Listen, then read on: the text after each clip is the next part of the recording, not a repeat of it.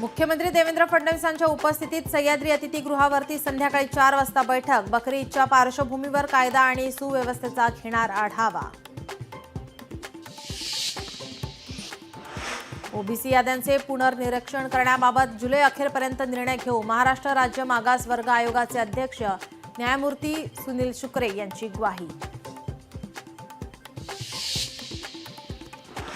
843 ऊसतोड महिलांनी काढली गर्भपिशवी। बीडमधील धक्कादायक बाब समोर, सर्वाधिक महिला 30 ते 35 वयोगटाच्या असल्याची माहिती।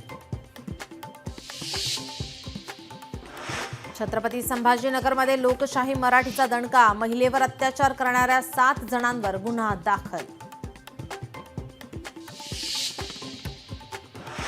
मराठवाड्यातील उद्योगपती संतोष लड्डा दरोड्याप्रकरणी धक्कादायक खुलासे। 5.5 किलो सोने आणि कोट्यवधीच्या दरोड्यानंतर आरोपी 3 राज्यात फिरल्याची सूत्रांची माहिती।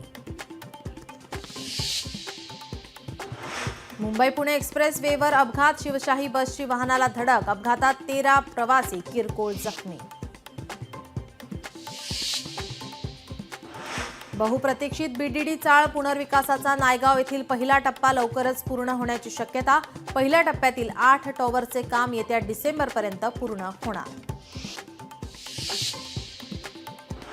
मुंबईच्या उपनगरातील रुग्णालय राम भरोसे, सीटी स्कॅन सारख्या चाचण्यांसाठी रुग्णांना भुर्दंड, रुग्णालयांमधील गंभीर बाब समोर।